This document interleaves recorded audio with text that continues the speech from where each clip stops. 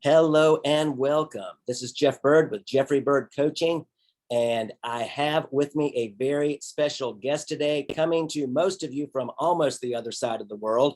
This is my friend Rafiah Mudassir. She is in Karachi, Pakistan. She has been in education there for a lot of her adult life.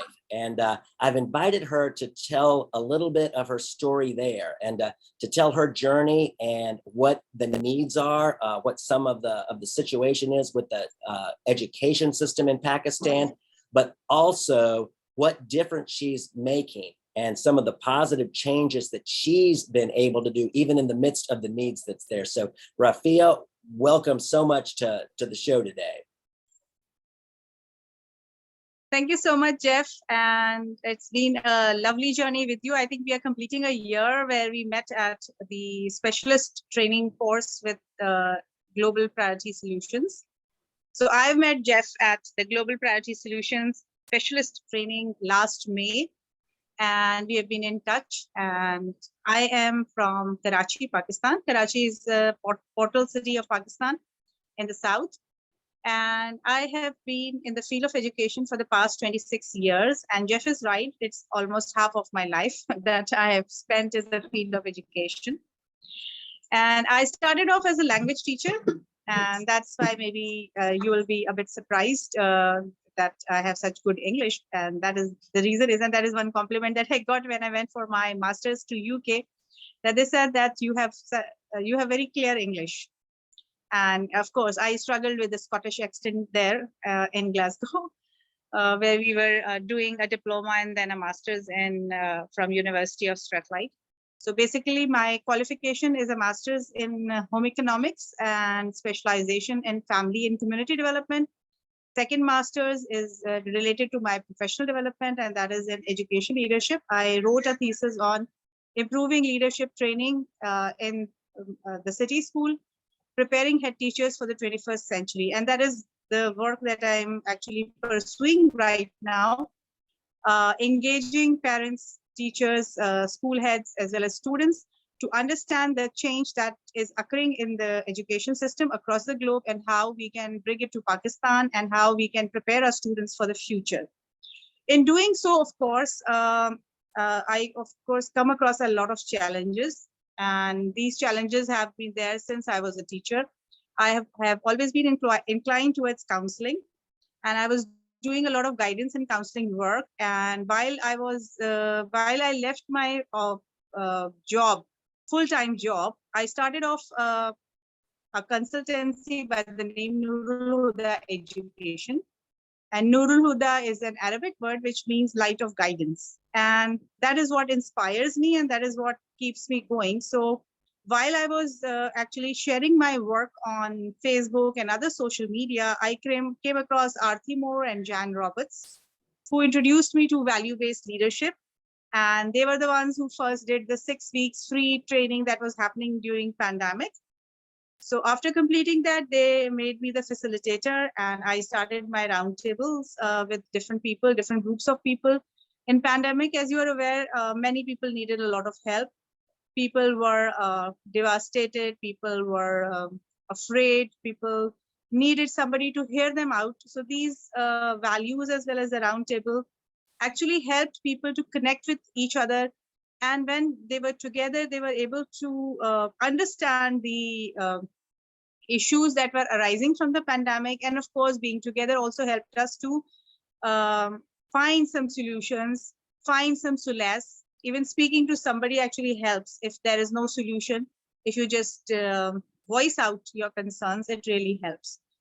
So that is how I got into the value-based leadership thing. And now being a specialist, I've just completed my 20th group and started 21st group with students, which was a challenge, actually partially sighted children. So that they showed a lot of interest in it. And we tried to figure out how to take these 6 value codes to them so that they are able to understand, because they can't read. So we have to actually read it out for them. And we are trying to work around so that they are comfortable, they understand the value completely, and they are able to make goals from for themselves, and they're doing wonderfully well.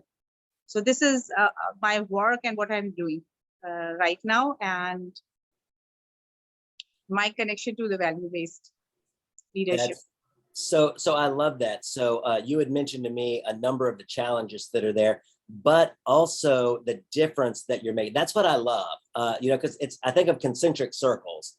You drop the pebble in the pond and it might seem little, but those circles just radiate out, radiate out, radiate out. Every person that's touched, they just keep radiating. So for the people who aren't familiar, this program through Global Priority Solutions, this is all about values that make us better people.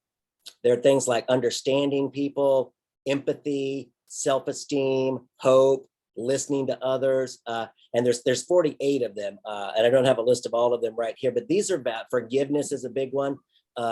These are all values that as we learn Hope. Hope is huge. Hope is, especially in this pandemic era, hope is huge because so many people have lost hope. But like our friend Mike Poulin says, better is possible. That's the whole purpose of the values, is to realize that, hey, I might not be able to control my circumstances, but I can control my response to the circumstances. I can control the way I think about it, the way I feel about it, and that I can still improve. And so that's what I see you doing there is there's a lot of people up against a lot of challenges, but you're helping them improve. You're helping them become better people. So I'm wondering, as a result of this work you're doing and helping people align with values, are there any success stories that you can share with us? Yes, exactly, Jeff. You see, this period was difficult for everyone. It was new. We all shut down completely. We were at home. And when we were at home, we were even faced with conflicts within the family because we used to see each other for a few hours, and now we were stuck at home the whole day.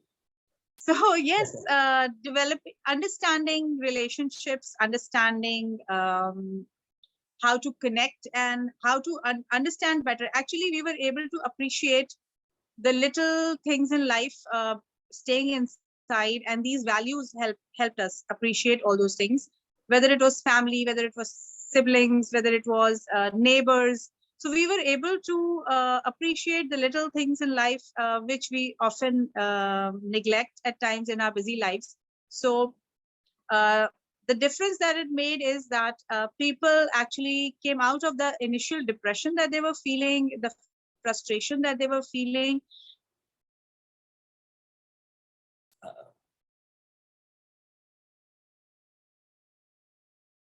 And so little by little, the people who attended this, they started running their own circles. Like I have made at least 9 facilitators, and 3 of them were trained by Aarti and Jan themselves. And then they started running those cycles. And right now also, even after the pandemic, you see, after coming out, now we are picking up where we left. There are so many gaps in learning where education is concerned. There are gaps that the teachers are feeling. There are gaps that the students themselves are feeling. So everybody still needs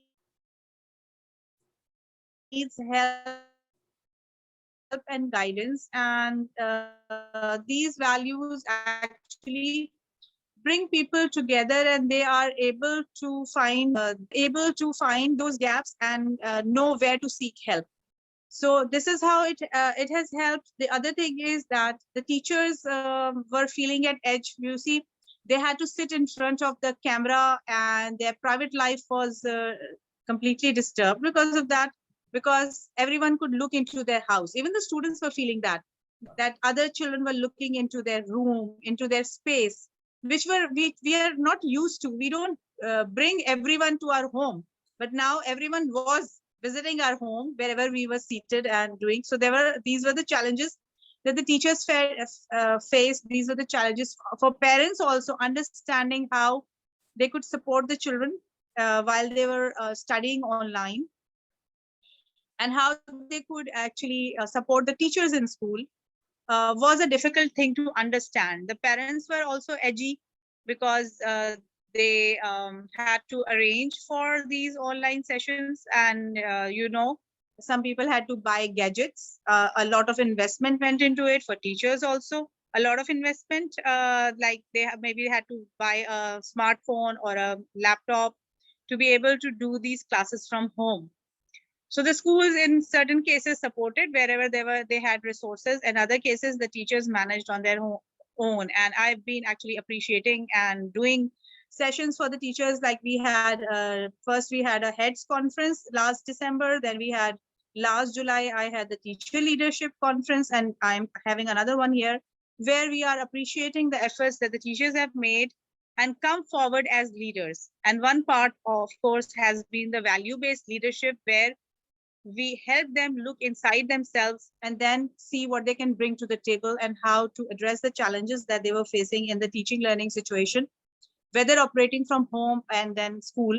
Then we had the hybrid system where students were coming for 3 days and 3 days they were home.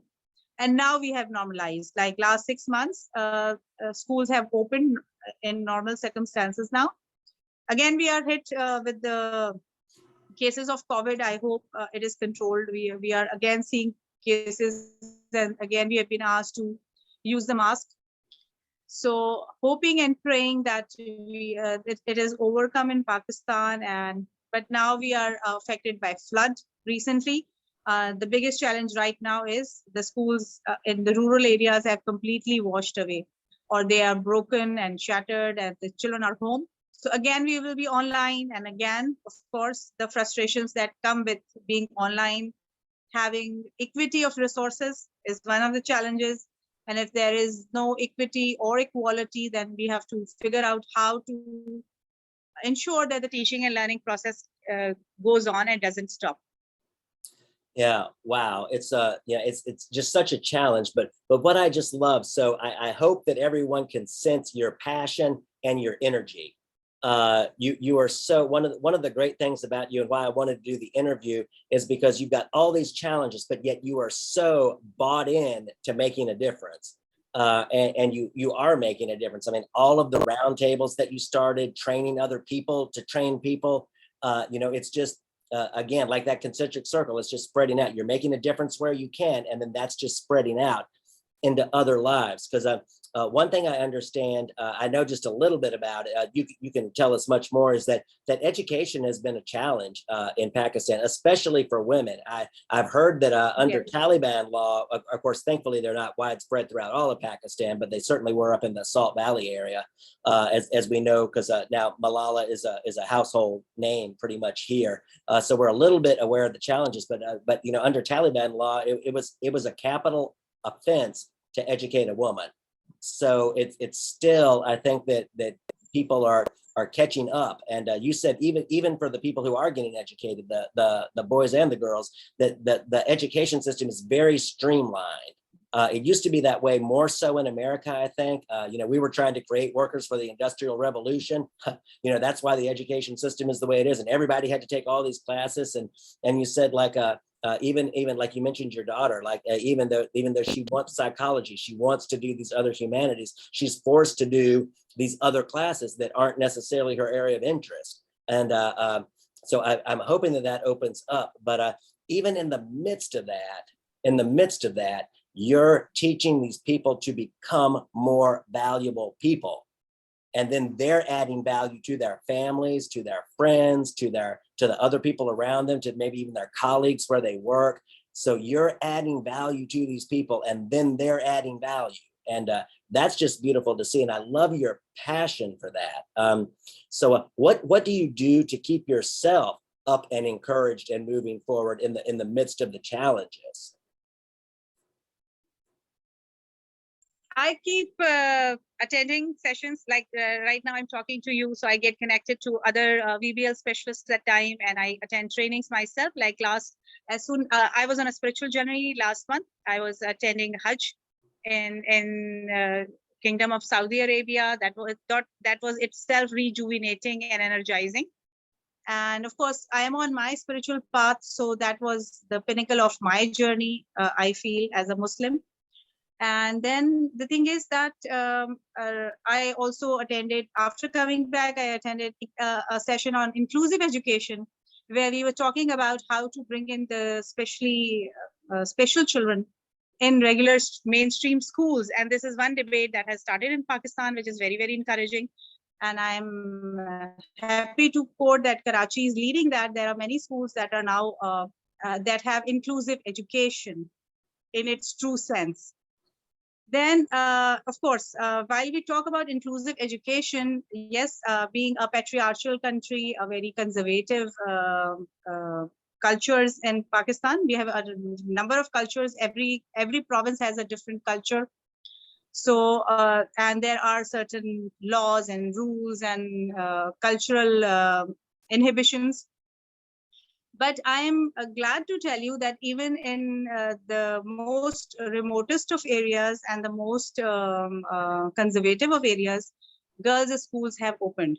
Like those areas that connect to Afghanistan, the borders, all girls' schools have opened. Girls are going. They observe hijab.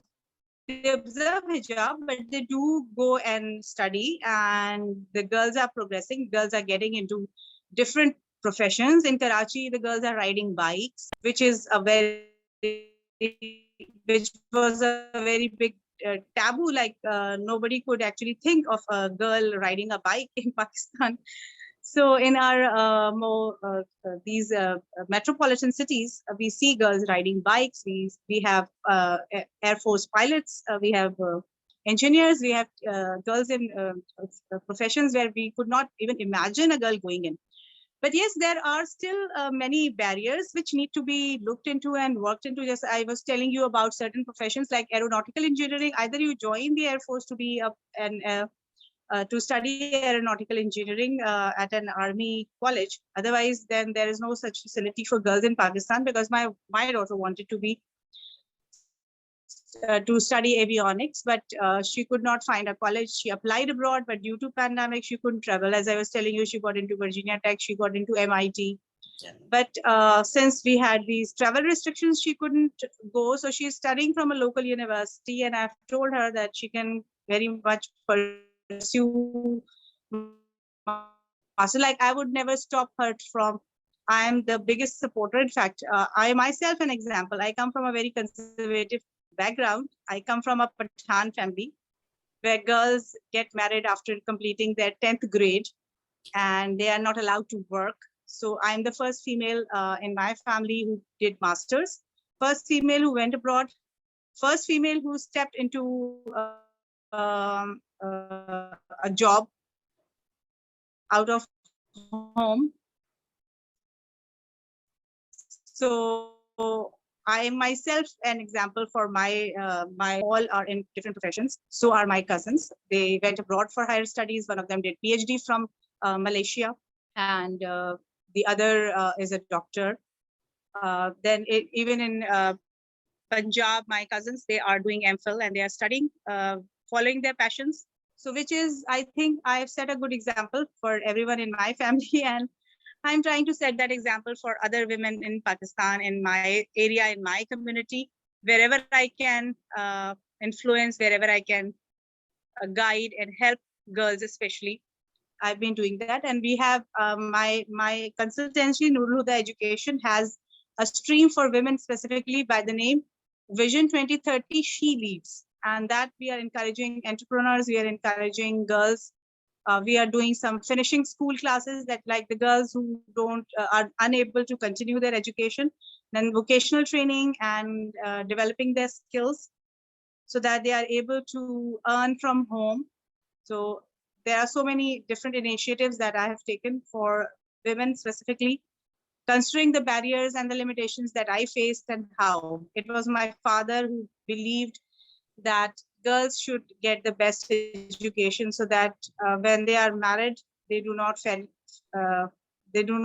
have any struggles and they are able to step out and work and get a job. Yeah, wow, that's great. Thank you for sharing that. And, you know, I'm just so honored, really, to know you and the difference you're making there, and certainly praying for your forward progress in that and to touch a lot more lives. And you know, I'm just gonna circle back for a minute. You know, you mentioned the spiritual journey, and that's something I've been on too. And here in the States, you know, we say there's a church on every corner. you know, and I tried that for 13 years and ended up just burning. I just couldn't do enough, you know. And now I've had this practice where it doesn't require a church, a mosque, a temple, a shrine, a synagogue, whatever. I just take another chair and I just pull it up and say, okay, God, you take that one. I'm going to take this one. You know my situation. It's not too hard for you to handle. You have a good plan for my life. Now let's start there. What you got for me? You know, and just give me the impression. Give me the impression. And so I just pray that for you, that you'll be impressed at just with his care for all of us. I just wish every single person on the earth knew his care, his heart for us, you know, and just could receive that guidance deeper into his heart and then further out in life. So I pray that over you too. And just thank you so much for your story, for all the work you're doing. I know you said you've got a conference coming up on Sunday that you're preparing for, and I've seen other conferences that you had before. Yes, so. and Jeff, I would like you to share it there also, because we have people enrolling from South Africa. We have people coming from China, and you know the fee is very minimum, like 1,000 rupees Pakistani and $10 for people from abroad. Actually, all these proceeds are going for the relief fund. Oh, like great. we are going to donate it to the flood relief, and you know 20 lakh people are devastated at the moment, have lost their homes. And you can see the damage still. The rivers are flooded, and we are just praying that the rain stops, and so that the relief efforts in some areas, relief efforts cannot be done because of the continuous rain, heavy downpour that is happening. So please spread a word so that more people can join. You are going to benefit. We have 3 international speakers: Dr. Jinet Voss, Vishani Lukman, and Dr. Arti herself. And then we have 3 very bright scholars from Pakistan. Dr. Fatima Dar, she teaches at the university. Abbas Hussain Saab, he is into teacher training, and another person. So, and we have a panel. So we are talking about teacher leadership and what is the way forward after pandemic. It seems that people have rolled back the lessons in education that they learned during the pandemic. So we are going back to the old ways, and it's not just in Pakistan, it's happening in USA, it's happening in Australia, and it shouldn't be happening, because we should stick to whatever we have learned and move forward rather than going back to the old methods, because the world is moving forward and our children need a better future.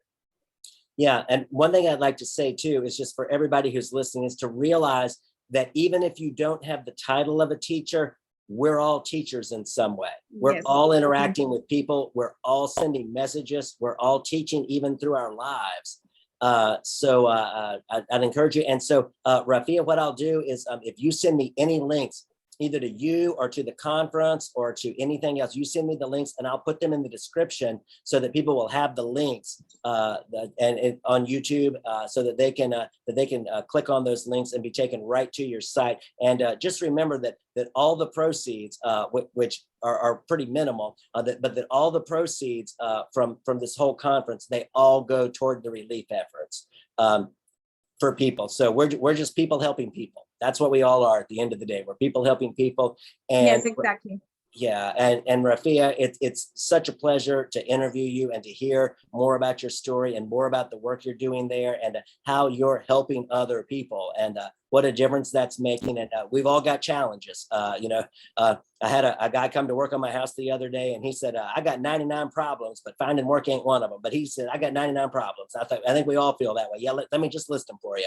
We got the problems, but it's the people who have the mindset that, hey, I'm going to make the difference I can make even in the midst of these problems and challenges, which is exactly what you're doing and why it's such a pleasure to interview you and have you here today. And I'll look forward to those links and I'll get this posted.